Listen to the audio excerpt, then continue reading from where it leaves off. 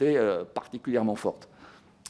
Bien, merci. J'ai 3 petites questions supplémentaires qui me sont venues en vous écoutant. La première, vous dites qu'il faudrait finalement des prévisions. Enfin, il faudrait qu'à l'extérieur de Bercy, on challenge un peu plus Bercy par des tiers, en gros, pour aller vite.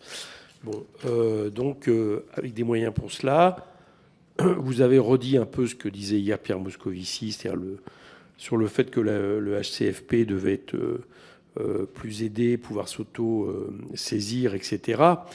Est-ce que vous ne pensez pas aussi que ça serait vrai pour l'Assemblée nationale? C'est-à-dire qu'on ait plus de moyens.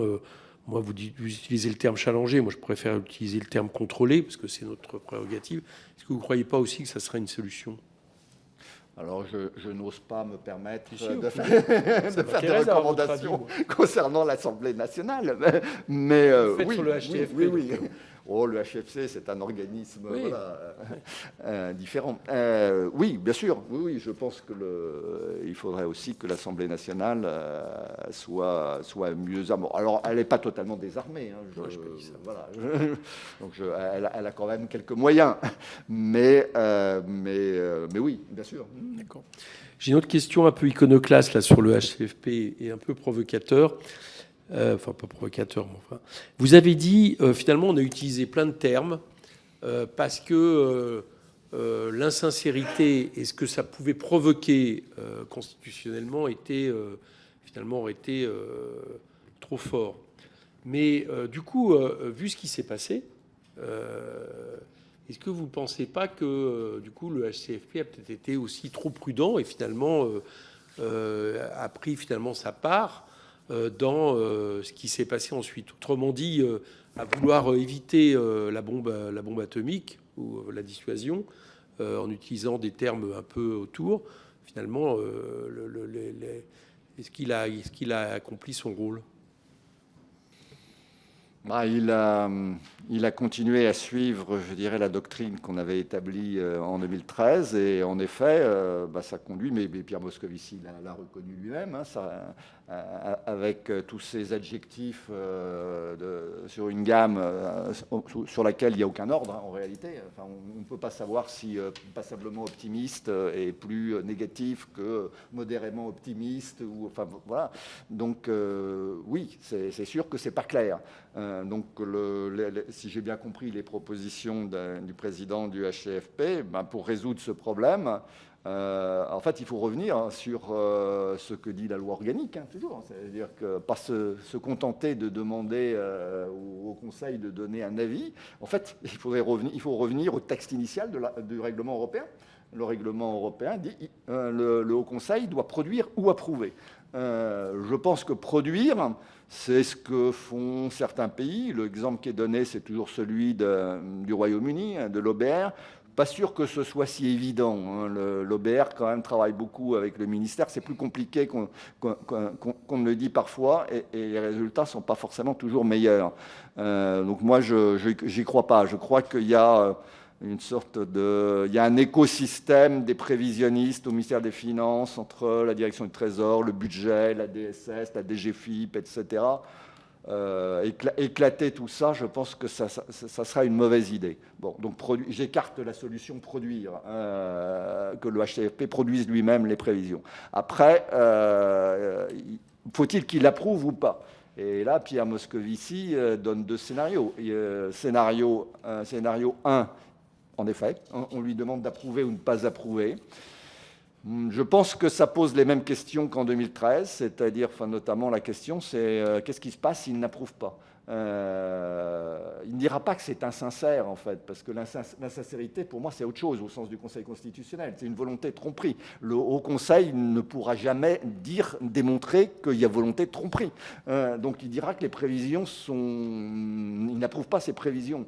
Mais on peut ne pas approuver des prévisions pour des raisons purement techniques. Et donc, que fera le Conseil constitutionnel à ce moment-là? Moi, mon pari, j'en sais rien, mais c'est qu'il dira, Oui, mais le gouvernement a le droit de faire ses propres prévisions, et le Parlement, et si le Parlement les approuve en votant la loi de finances, c'est pas moi, Conseil constitutionnel, qui va dire qu'elles sont meilleures que d'autres. Donc je pense que ça n'aura aucun effet, et donc je me range plutôt à la dernière option de Pierre Moscovici, qui est, à ce moment-là, il faut que le gouvernement s'explique. C'est ce qu'il appelle le comply or explain. C'est, voilà, je n'approuve pas, mais vous pouvez quand même garder votre prévision, mais au moins vous expliquer.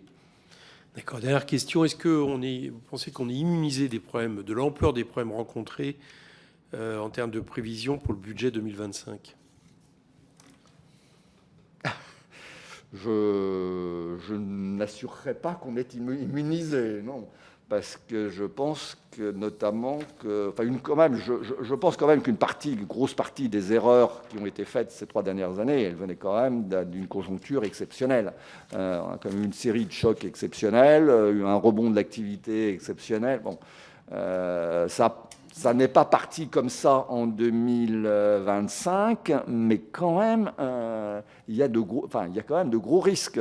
Je pense que l'instabilité politique, les difficultés pour le Parlement à voter une loi de finances, ça n'améliore pas la confiance dans l'avenir des investisseurs. Les investisseurs n'aiment pas l'incertitude. Donc je pense qu'il y a quand même de très gros risques. L'environnement international est lui aussi très risqué. Donc moi, je n'écarte pas l'hypothèse d'un gros problème en 2025. Mais les prévisionnistes Moi, je fais des prévisions. Les prévisionnistes aussi ont du mal à prévoir des chocs, des événements un peu inédits. Parce qu'ils ont toujours l'impression que s'ils prévoient quelque chose de très mauvais, tout le monde va leur tomber dessus, les critiquer, en leur disant « Mais oui, mais pourquoi vous êtes des Cassandres de mauvais augure, c'est pas fondé, c'est pas... » Alors que dans les prévisions, il y a toujours un élément d'expertise. Rien n'est jamais automatique. On n'applique pas des modèles automatiques, etc. Et donc, ils hésitent. Et donc, ils font ça. Typiquement, les prévisions de croissance pour un pays donné, quand vous regardez les prévisions du ministère, de l'OCDE, de la Commission, de Rexecode, de la FCE, ils avancent les uns après les autres progressivement.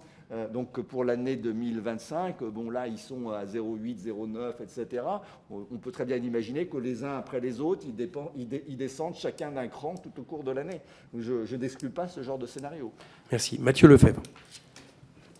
Merci Monsieur le Président. Merci Monsieur Ekal. Moi je trouve que votre propos quand même contradiction avec ce que nous a dit M. Moscovici il y a 2 jours. M. Moscovici dit que les prévisions étaient à la limite de l'insincérité. Ce que vous nous dites, c'est que ce n'était pas du tout le cas et qu'il y avait majoritairement des raisons techniques qui expliquaient l'écart uniquement de recettes, si je suis bien ce que vous avez dit, marginalement sur les administrations de sécurité sociale et un peu moins marginalement sur les dépenses de collectivités territoriales. Par conséquent, j'aimerais savoir si vous reprendriez, vous, à votre terme, la limite d'insincérité qu'a évoqué M. Moscovici, en rappelant peut-être les mots des avis du Haut Conseil des finances publiques qui méritent, je crois, d'être rappelés sur le PLF 2024 en septembre 2023. Scénario macroéconomique pour 23 plausible, déficit vraisemblable, croissance certes élevée à 1,4, mais on s'apercevra qu'en réalité, on termine à 1,1, donc entre le consensus des économistes de l'époque et la prévision du gouvernement. Et sur le PLFG 23, croissance réalisable, solde public plausible et prévision de prélèvement obligatoire globalement plausible. Là encore, avec une croissance prévue à 1 et exécutée à 0,9. Qu'est-ce que vous reprendriez ces mots, Monsieur Ekal ?